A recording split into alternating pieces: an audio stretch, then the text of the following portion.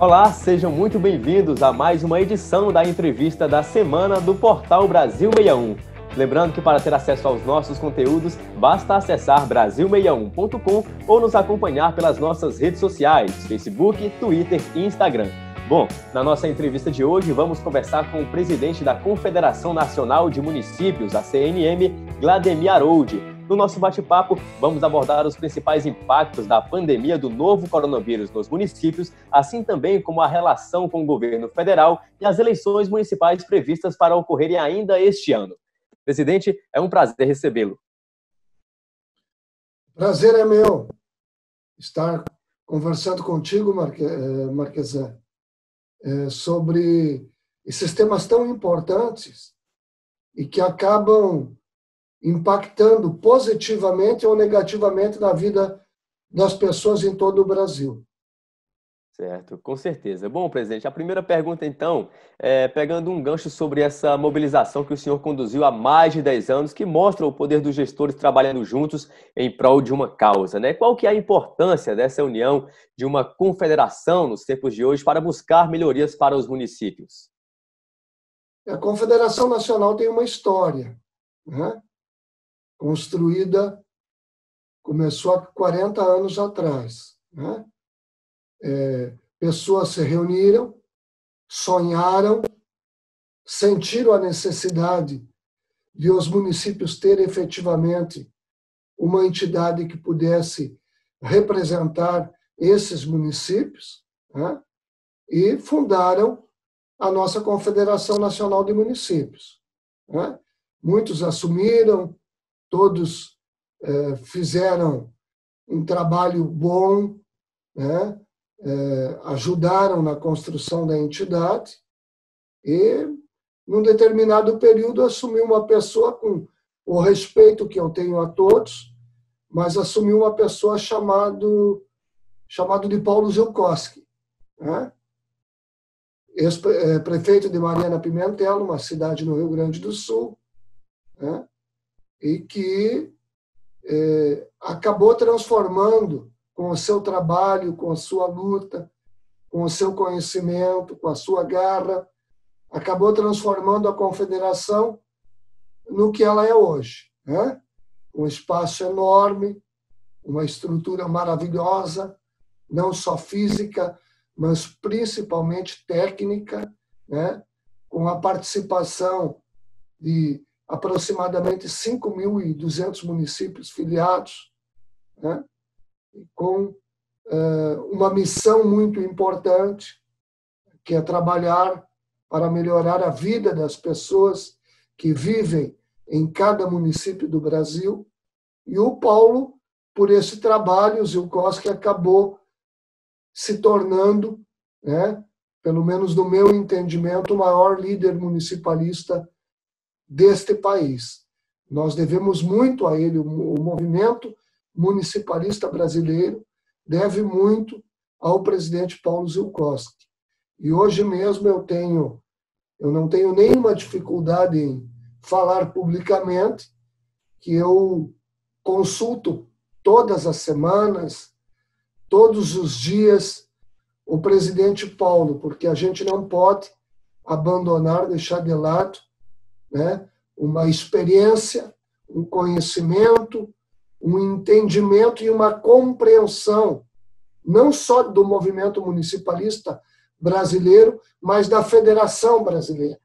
Então, o presidente Paulo, sim, ele é o nosso líder e tem nos ajudado muito ao longo de todos esses anos, e nesse momento difícil também ele tem estado ao lado da diretoria da CNM, ao lado dos presidentes das entidades estaduais que formam o conselho político da entidade, e todos os presidentes eles estão e são atuantes, né, participativos, trazem propostas todos os dias interessantes para que a gente possa discutir com o Congresso Nacional e com o governo federal.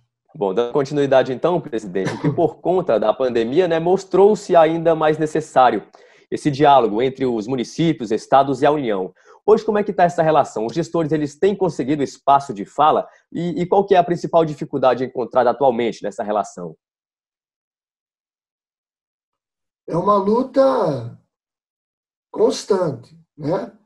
A gente está sempre buscando o fortalecimento da gestão local, porque nós entendemos que fortalecendo a gestão local, nós temos aí a possibilidade de melhorar o Brasil, porque o dinheiro precisa estar, o recurso precisa estar onde as pessoas estão.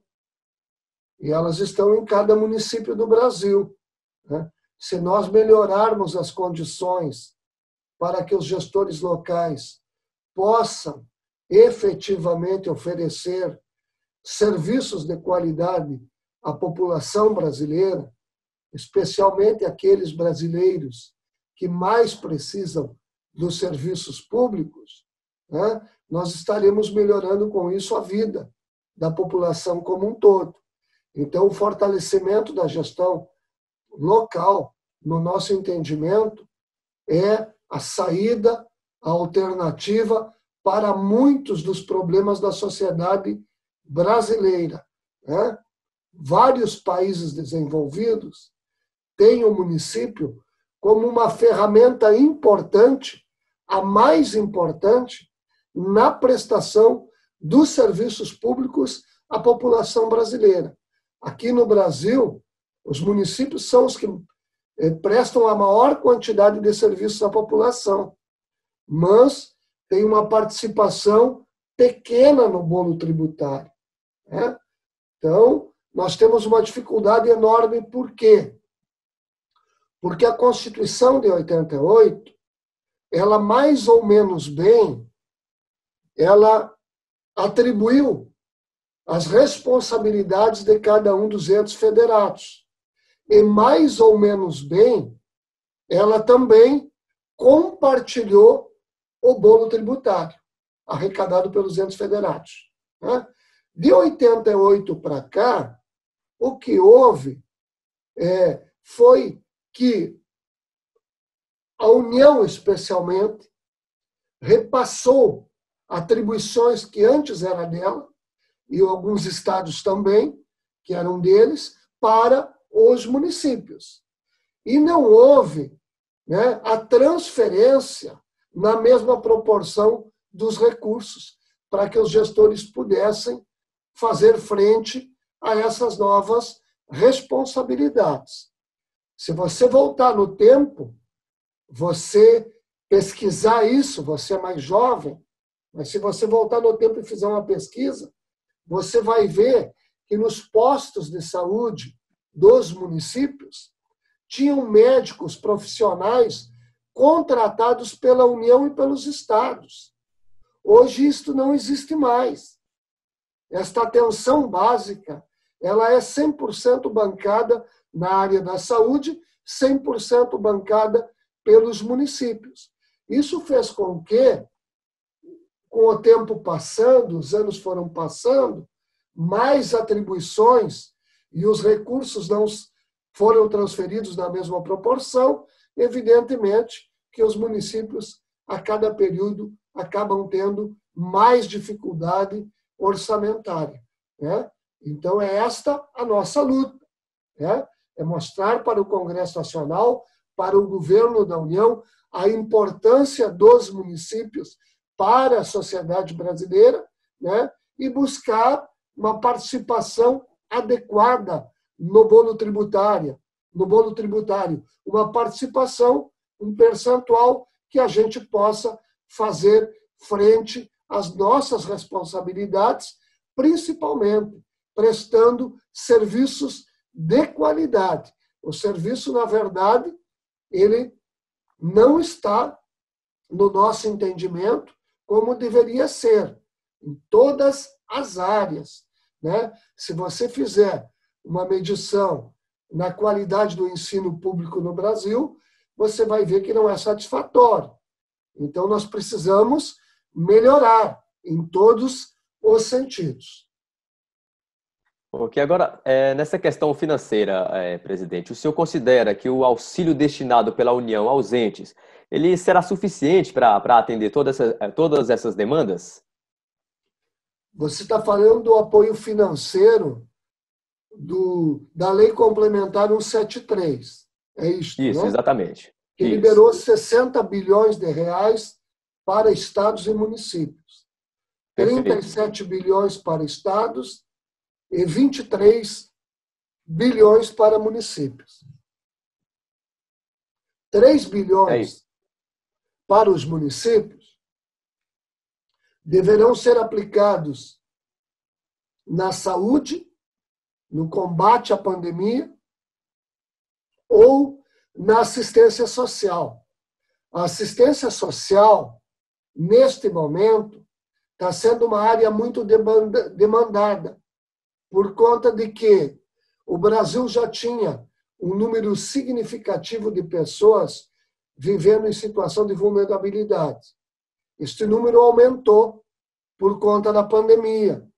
Muitos perderam o emprego, muitos atuavam na informalidade, e hoje esses trabalhos informais também acabaram desaparecendo, diminuiu significativamente, e essas pessoas estão precisando muito do auxílio dos governos. E a primeira porta que se bate é na porta do município, do secretário de assistência social, do prefeito, do vice-prefeito. Enfim, então, esta é uma área muito demandada neste momento, né? Então, 3 bilhões de reais, desses 23, deverão, né, são verbas que nós chamamos carimbadas, para serem usadas na área da saúde e da assistência social. E 20 bilhões de reais, que é um valor significativo, para que o município possa continuar, né, atendendo a sua população em todas as áreas, pagando a folha de pagamento dos seus colaboradores, né, pagando os seus fornecedores, enfim, para que o município possa manter o custeio da máquina pública em cada município do Brasil. A imprensa brasileira vem divulgando, né, ao longo dos últimos dias, como um auxílio a municípios e estados, um auxílio bilionário. Na verdade, é um auxílio bilionário, sim. Mas a população precisa entender que não tem nada de recurso novo aí. Muito pelo contrário.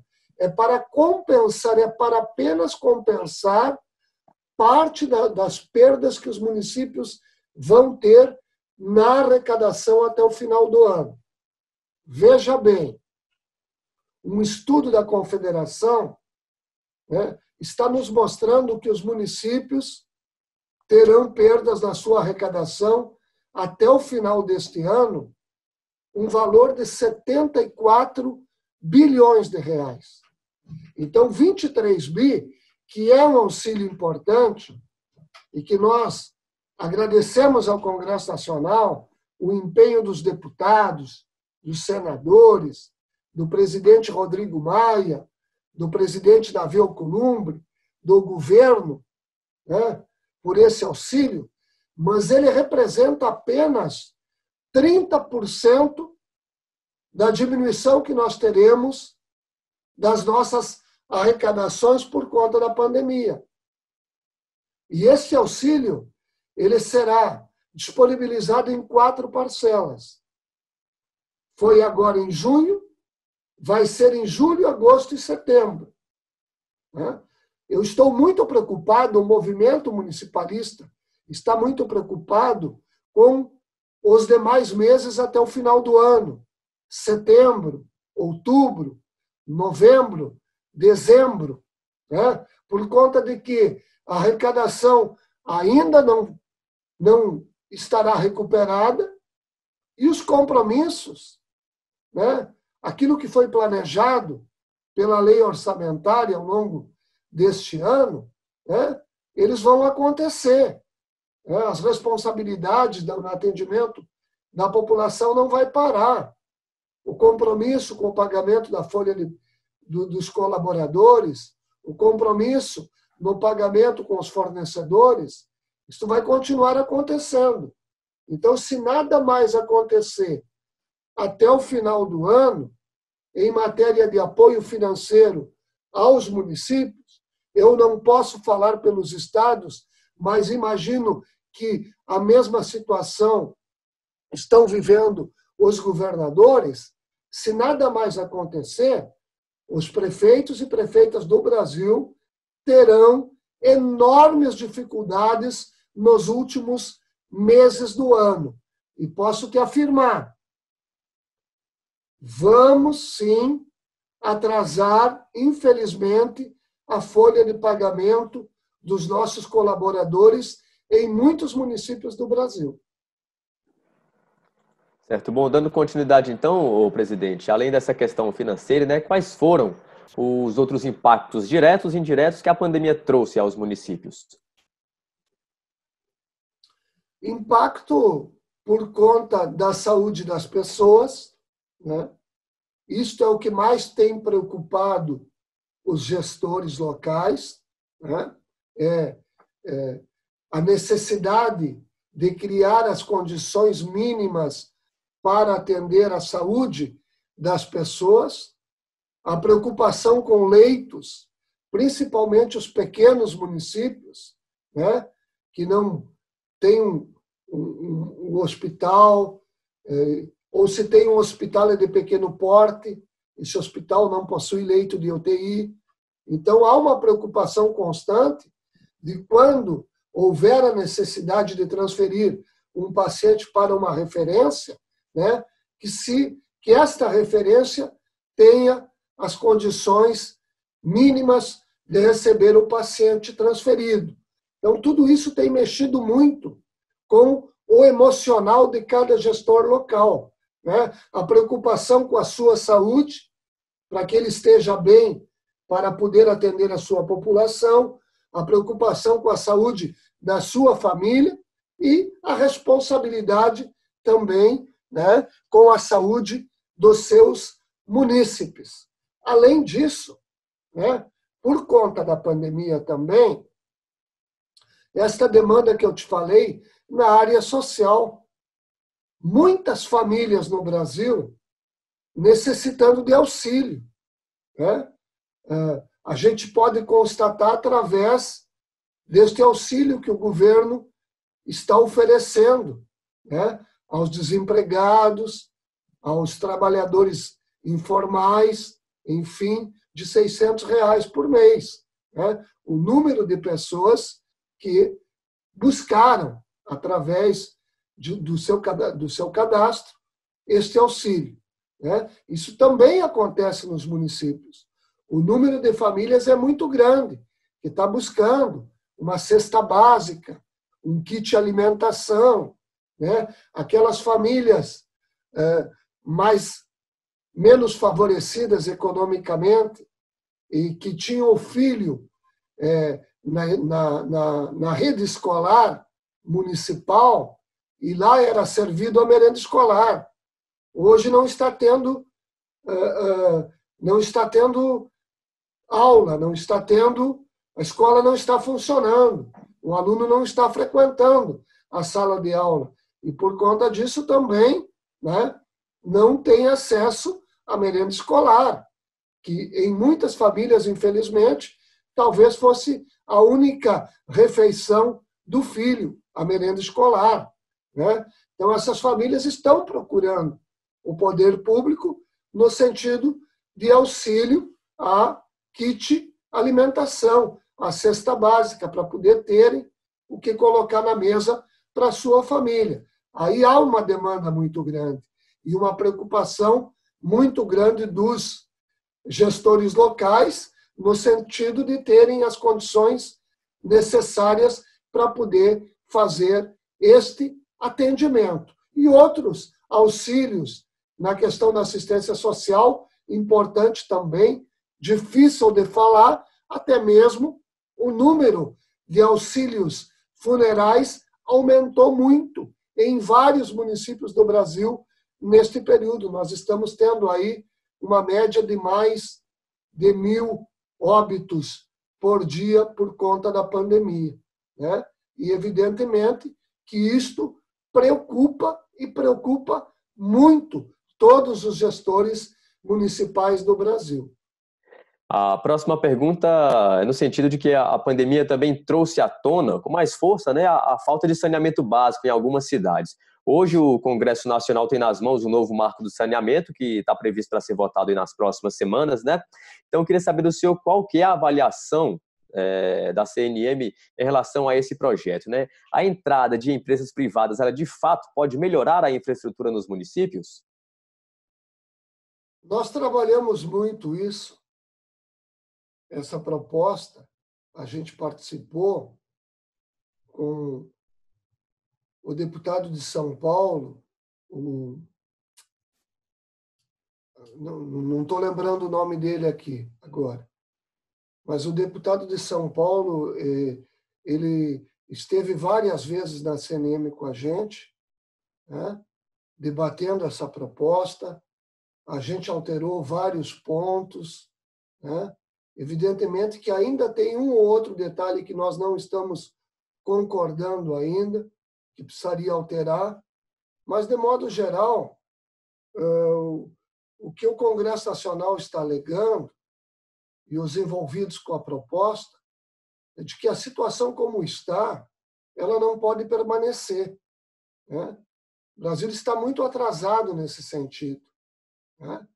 Precisa, né, de investimento nesta área. O entendimento é de que recursos públicos não são suficientes, não há recurso público disponível, né? Então, que a participação da iniciativa privada pudesse melhorar as condições no Brasil. Então, nós estamos, evidentemente, conversando com o Congresso Nacional, uns últimos detalhes, para que a gente possa ter aí uma proposta discutida, votada e aprovada, e que efetivamente possa amenizar, pelo menos um pouco, esta situação no Brasil, né? E que haja, de vez por todas, um investimento nesta área tão importante, né? Então, e deixada de lado nos últimos anos.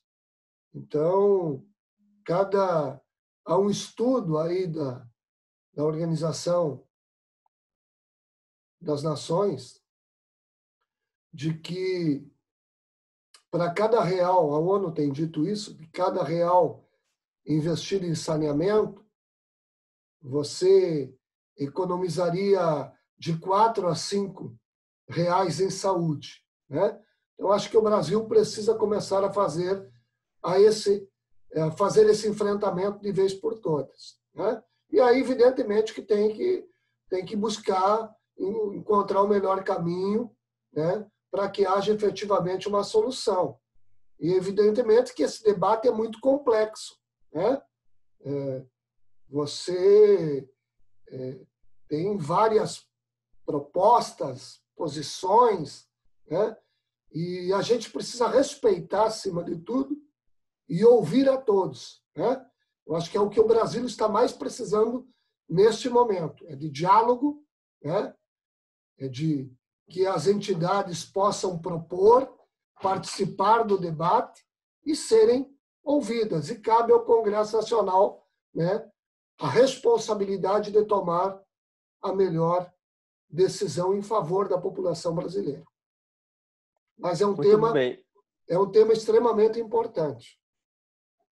Perfeito, presidente. Bom, outro tema, então, que a gente também gostaria de abordar, é o que voltou a ser discutido, ser debatido recentemente, foi a unificação das eleições, né? Ou seja, uma única eleição para escolher prefeito, vereador, deputado, senadores e presidente da República. eu gostaria que o senhor explicasse o porquê da defesa de unificar esse pleito, né? E se os municípios têm hoje, diante da pandemia, a condição de realizar a eleição ainda este ano com segurança. Você veja bem, a situação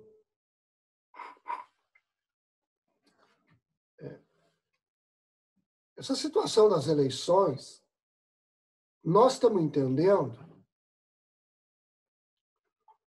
por publicações de cientistas do Brasil, da América do Sul, do mundo todo, nós estamos entendendo que o país não reúne as condições necessárias para a realização de um pleito neste ano. Por conta de que, né, nós vamos ter uma eleição, sendo ela em outubro, novembro ou dezembro, como muitos estão falando, a possibilidade de transferir a data para novembro ou para dezembro, né? Você fazendo ela em outubro, novembro ou dezembro, nós vamos estar colocando em risco a saúde da população brasileira. 146 milhões de eleitores participaram da última eleição. Então, 146 milhões de brasileiros deverão ir às urnas novamente neste ano. 2 milhões e 300 mil mesários trabalham numa eleição. O dia todo. Mais de 2 milhões e meio de pessoas que trabalham, né, como fiscais de partidos. Então, nós temos aí mais de 5 milhões de pessoas que vão trabalhar no dia da eleição. Mas o problema não é só o dia da eleição. É tudo que antecede ao dia da eleição. Nós temos as convenções municipais. E agora o Tribunal Superior Eleitoral liberou as convenções por videoconferência. Ora, mais de 1.000 municípios no Brasil, não possuem sinal de internet. E outros tantos municípios no Brasil, o sinal é muito ruim. Então, quem propõe convenções ou eleições virtuais no Brasil, nós respeitamos todas as opiniões. Assim é a democracia. Assim precisa ser a democracia. Mas, me perdoem, quem defende isso está desconectado com a vida real. A vida real é diferente. Fazer campanha política no Brasil está na cultura do candidato e do eleitor. O candidato precisa ir para o bairro, ele precisa ir para a rua, ele precisa reunir presencialmente com os segmentos organizados da sociedade. Nos pequenos e médios municípios do Brasil, a campanha dá-se em visita na residência das pessoas, tanto na área urbana quanto na área rural. Nós vamos ter, ou tivemos, na última eleição municipal, a participação de mais de 50 mil candidatos. São pessoas, serão mais de 50 mil pessoas que estarão visitando as famílias em todos os municípios do Brasil, estarão contatando com as pessoas para poder divulgar o seu plano de governo, o seu trabalho, a sua intenção. O eleitor quer e precisa conhecer o candidato. 46 mil candidatos a vereadores na última eleição municipal. 16 mil candidatos a prefeito e 16 mil candidatos a vice-prefeitos. Então, veja que estes números todos, né, faz com que a gente, analisando informações, publicações científicas, a gente chega à conclusão de que o movimento chegou a esta conclusão de que não há condições mínimas de realizar o pleito este ano no Brasil. Nós vamos colocar em risco a saúde das pessoas. Do ponto de vista do direito, o pleito não oferecerá igualdade de condições aos candidatos.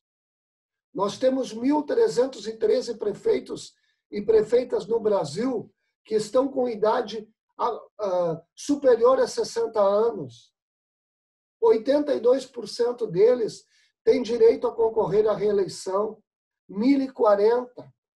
Essas pessoas poderão ou não participar da eleição como candidatos, já que a Organização Mundial da Saúde e o Ministério da Saúde no Brasil orientam, né, pessoas com mais de 60 anos busquem o isolamento. Uma outra situação que os cientistas estão trabalhando com real possibilidade de que vai haver uma segunda e a possibilidade de uma terceira onda desta pandemia no mundo. Será que uma eleição no Brasil em outubro, novembro ou dezembro, ela não será causadora desta segunda onda no Brasil? Já que nós ainda, infelizmente, não chegamos ao topo, ao pico da primeira onda, e nem sabemos direito quando isto vai acontecer. Então, respeitamos todas as opiniões, mas esta é a posição dos presidentes das entidades estaduais, dos prefeitos e prefeitas de todo o Brasil, que estão passando, neste momento, enormes dificuldades, mas alguém precisa nos garantir de que a realização de eleições neste ano no Brasil não colocará em risco a saúde da população brasileira, não agravará ainda mais a situação que nós estamos vivendo hoje. Alguém precisa nos dizer, nos garantir isso. Alguém precisa se responsabilizar por isso.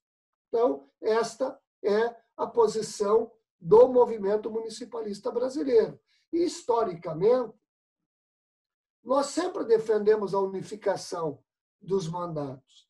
Não é por conta da pandemia, não é aproveitando uma situação de calamidade pública que o Brasil vive, mas há 12 anos atrás, na Marcha de Municípios a Brasília, né, onde acontece a Assembleia Geral de Prefeitos, há 12 anos atrás, ainda sob a presidência do presidente Paul Zielkowski, o movimento municipalista, né, numa Assembleia Geral, definiu, aprovou que uma das bandeiras do movimento seria, a partir daquela data, a unificação dos mandatos.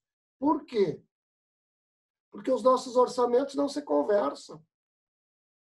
Os municípios, eles elaboraram seus planos plurianuais lá em 2017 e votaram nas câmaras municipais. Os estados e a União, né, elaboraram e votaram seus planos plurianuais agora, em 2019. Então, não tem alinhamento entre os nossos orçamentos.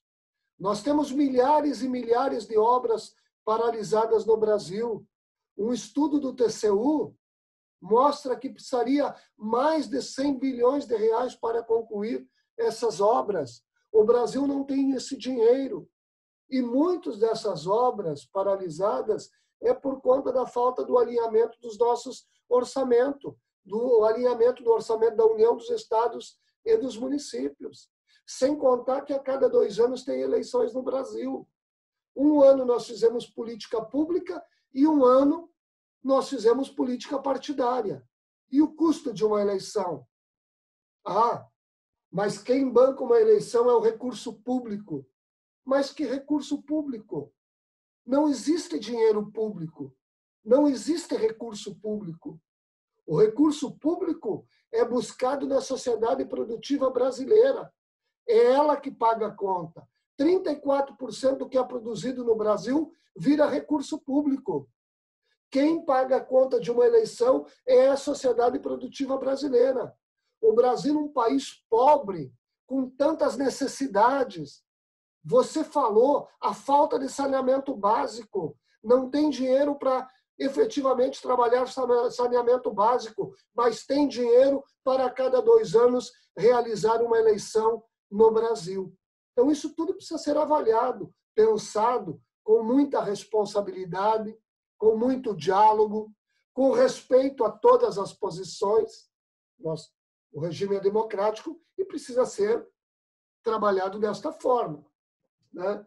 Então, nós estamos entendendo que o país não está reunindo, por conta da pandemia, sim, infelizmente, né, as condições mínimas para a realização do pleito neste ano. Presidente, então agora tratando de outro assunto, eu queria que o senhor explicasse para quem está nos acompanhando o que são as emendas parlamentares impositivas, que é um dos pleitos da Confederação, e o impacto que esses recursos têm para os municípios, principalmente nesse momento de pandemia. Na verdade, 50% do valor das emendas dos parlamentares, elas são impositivas. As emendas impositivas são aquelas destinadas à área da saúde, né? Então, o parlamentar tem 15 milhões, um valor de 15 milhões para apresentar em emendas, 50% desses valores são chamadas emendas impositivas, né? Mas apresentadas somente para a área da saúde. Neste momento,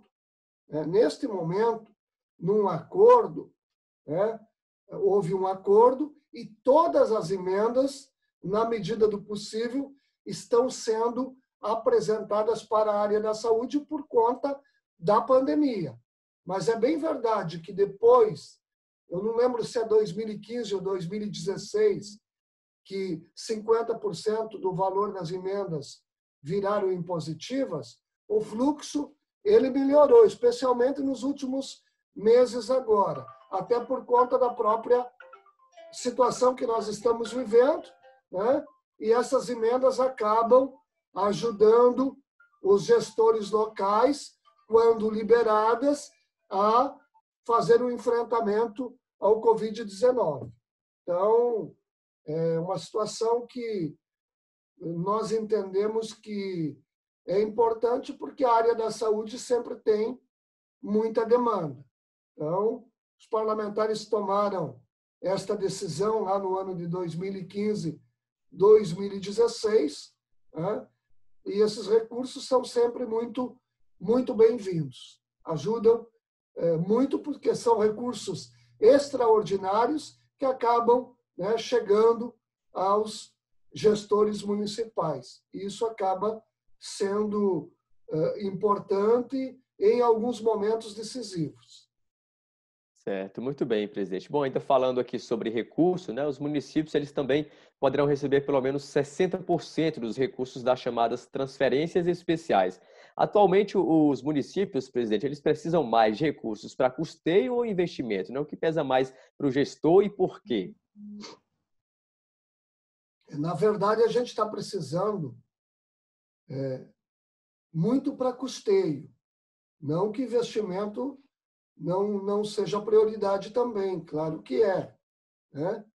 Mas o custo da máquina pública hoje está muito alto, por conta daquilo que eu relatei para ti sobre, né, o aumento das responsabilidades, né? Nos anos 80, nós tínhamos 80 mil trabalhadores na área da saúde, ligados aos municípios brasileiros, né? E a União tinha 800 mil trabalhadores na área da saúde.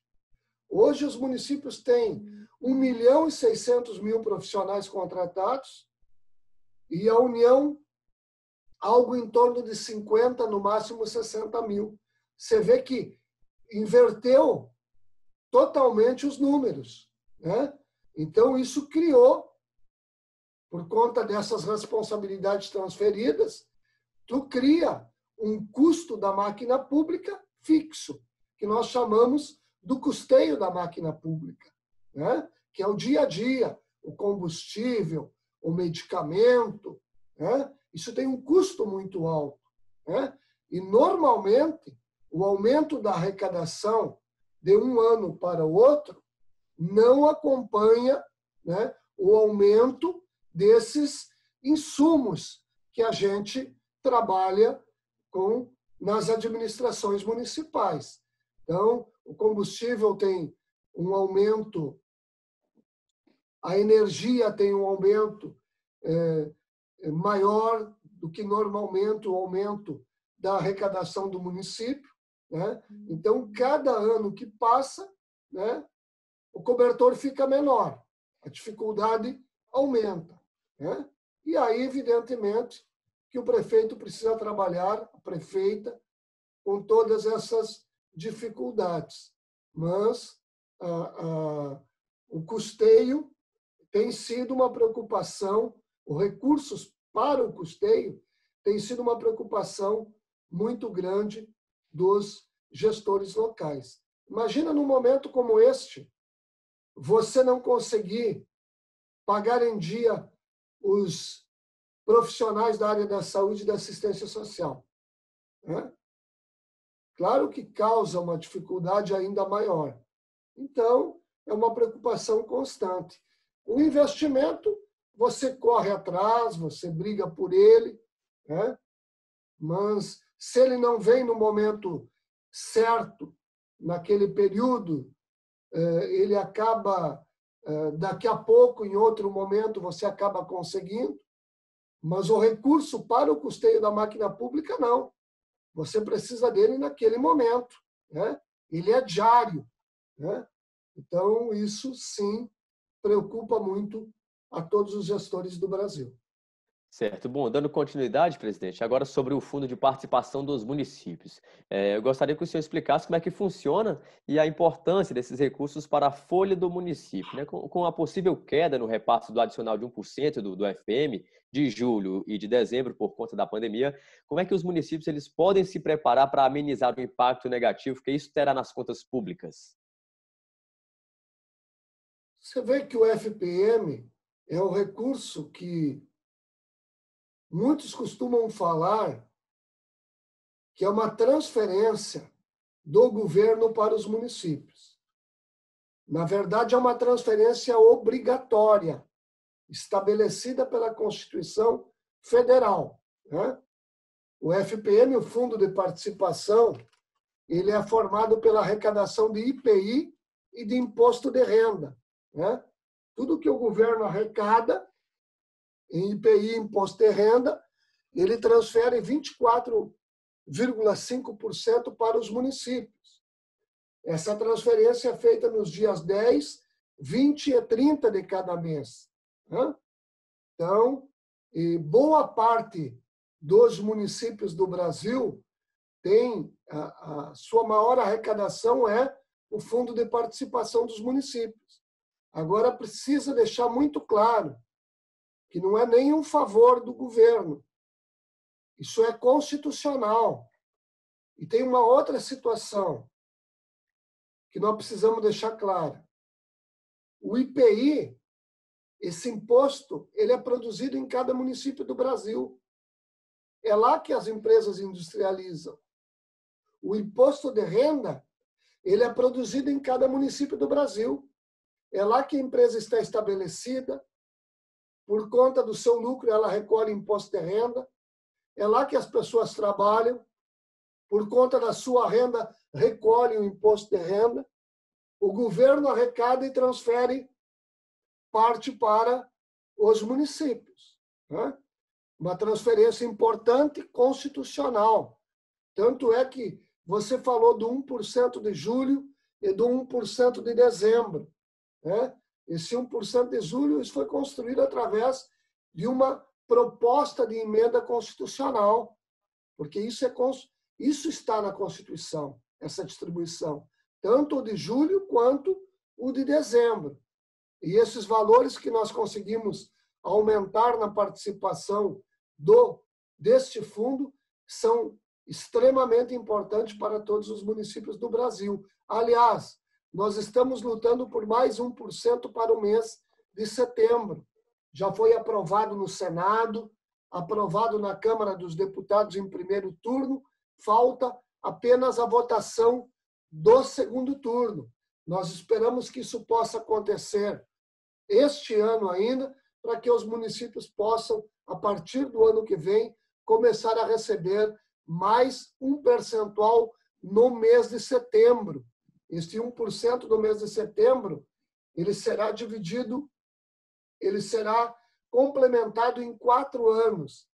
0,25 no primeiro ano, 0,25 no segundo, 0,5% no terceiro, e aí sim, no quarto ano, ele acaba sendo transferido 1% pelos próximos anos todos. Então, esta é uma matéria importante que está lá na Câmara dos Deputados e precisa só da aprovação em segundo turno. Agora, veja bem, neste momento da pandemia, nós tivemos queda de arrecadação de todos os tributos. O FPM do mês de maio caiu 2 bilhões e 300 milhões. Nós arrecadamos a menor em relação a maio do ano passado. Então, o que é que o governo fez? O governo, numa conversa, numa videoconferência que tivemos com o ministro Paulo Guedes, lá no dia 29 de março, nós conseguimos uma recomposição de FPM pelos próximos 4 meses, que foram mês de março, abril e maio.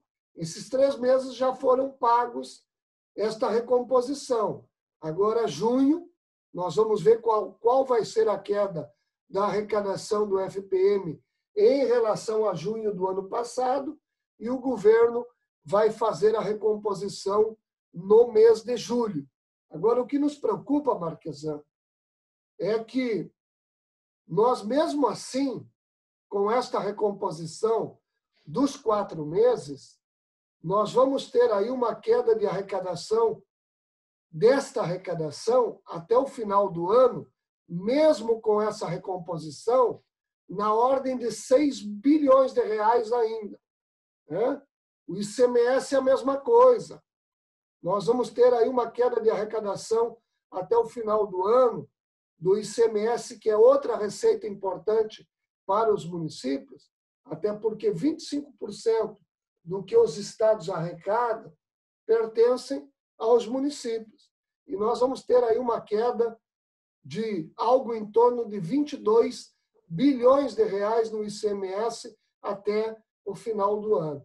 Então, nós precisamos trabalhar com o governo nesse sentido, para ver de que forma a gente vai enfrentar esta situação. Como eu te falei, o governo está fazendo uma recomposição, um apoio financeiro de 23 bilhões, e nós teremos uma queda de arrecadação até o final do ano, na ordem de 74 bilhões de reais. Isto preocupa e preocupa muito. Certo. Bom, para encerrar, então, presidente, nossa última pergunta aqui, e até retomando um ponto que o senhor já tomou, que é sobre o auxílio enviado pelo governo federal ontem e creditado no FPM, a primeira dessas 4 parcelas que o senhor citou, né? Como é que foi essa negociação com o governo federal e se, na opinião do senhor, o valor será suficiente? Outra coisa é se a CNM tem algum direcionamento sobre a melhor forma de aplicar esse dinheiro nos municípios. Primeiro, que o valor é importante. Nós agradecemos ao governo, ao Congresso Nacional. É um valor extremamente importante para o momento. Mas ele não será suficiente, por conta disso que eu acabei de te falar. 74 bi será a queda e nós estamos recompondo 23 bi, apenas 30% deste valor. Segundo, esta esta proposta, que iniciou lá na Câmara dos Deputados, com o projeto 149, o projeto de lei 149, o PLP, o projeto 149 estava propondo a recomposição do ICMS e do ISS até o final do ano. Né? Aprovou na Câmara, quando chegou no Senado, mudou a proposta. O governo interferiu, dizendo que não teria todo este valor disponível para transferir a estados e municípios e que precisaria mudar a proposta. Então, houve um substitutivo lá no Senado. Passou a ser o PLP 39, né? Que não estabeleceu recomposição de ICM e ISS, estabeleceu um apoio financeiro de 60 bilhões. Você vai lembrar que era para ter sido dos 10 da área da saúde e da assistência, era para ter sido 3 para municípios e 7 para estados. Ficou como a proposta inicial. Já nos 50 bilhões restantes, era para ter sido 25 para estados e 25 para os municípios. Os governadores, numa pressão, conseguiram mudar esse percentual. Né? Eu sei, compreendo que os estados também estão com enormes dificuldades financeiras. Mas a gente perdeu ali, nessa alteração de percentuais, 5 bilhões de reais. Né? Que vão deixar de entrar no caixa dos municípios do Brasil. Então, isto não será suficiente. Nós precisamos ir trabalhar outros apoios financeiros para que os prefeitos possam encerrar os seus mandatos aí, né? No mínimo, né? Pagando folha de pagamento, atendendo a população na saúde e na assistência, cumprindo as obrigações com os fornecedores, enfim. Né? Esta é uma situação. Ele é importante, mas é insuficiente. A outra pergunta tua, no que poderá ser usado? Os 3 bi na saúde e na assistência. Este veio carimbar. Os outros 20 bi, que é chamado recursos livres, eles não são tão livres assim. Né? Nós temos uma nota técnica que encaminhamos a todos os prefeitos do Brasil, orientando de que forma usar esses recursos. Então, todo o valor que for usado, ele precisa de uma justificativa. O gestor local tem que justificar. Vai usar parte deste valor para o pagamento dos seus colaboradores, dos seus servidores, justifica. Por que é que está usando para o pagamento dos servidores? Por conta da queda da arrecadação do município. Eu não estou tendo o recurso necessário, então estou me socorrendo deste apoio para efetuar este pagamento. Eu vou contratar um médico? Eu posso contratar? Claro, mas desde que ele atenda efetivamente a pandemia. Então, tem que haver uma justificativa nesse sentido. Eu não posso pegar um recurso desses e sair executando uma obra que não tinha planejado. Uma praça lá no bairro. Não é para isto o dinheiro. O dinheiro é para que a gente possa ter amenizado a situação criada pela pandemia. Então, todo o valor ele é livre, mas ele precisa, né, cada vez que usado, de uma justificativa, baseado numa situação criada pela pandemia. Então, nós estamos orientando os nossos gestores neste sentido, para que depois, né, o prefeito, a prefeita, assim que deixar o mandato, não tenha aí problemas, né, com os controles, com o controle interno e também com os controles externos. E também problema na prestação de conta, porque esse dinheiro, né, assim que usado, vai precisar o município prestar contas de que forma usou esses recursos. Então, tem que ter muita responsabilidade no uso desses valores, tá certo? Muito bem, presidente. Nós chegamos ao final do nosso bate-papo e eu quero agradecer ao senhor, em nome de toda a equipe do Brasil 61, senhor à frente aí da Confederação Nacional de Municípios, Glademir Harold, que disponibilizou o seu tempo aí para nos conceder essa entrevista. Presidente, muitíssimo obrigado e até a próxima. Marquesan, muito obrigado a vocês, né? Obrigado pelo espaço, pela oportunidade, e que a gente tenha aí todos a responsabilidade, a sensibilidade, né? O diálogo acima de tudo, né? Para que a gente possa, né? Através do trabalho de cada um, a gente possa amenizar, especialmente as dificuldades que a população brasileira está enfrentando neste momento. E Deus queira que essa pandemia possa passar o mais rápido possível, que as nossas empresas possam retomar o ritmo, que os micros e pequenos empresários do Brasil possam sim ter a atenção que estão precisando ter neste momento. Nós estamos, infelizmente, assistindo aí todos os dias, milhares de micros e pequenos empreendedores fechando as suas atividades. Isso é muito triste. Então, precisa sim um planejamento, né? Um auxílio a essas pessoas, a esses empreendedores também. E que Deus possa permitir que a gente saia o mais rápido possível desta situação e que o número baixe o mais rápido possível o número de pessoas que estão indo a óbito no nosso Brasil. Muito obrigado pela oportunidade. Nós que agradecemos. Até a próxima. Tchau, tchau.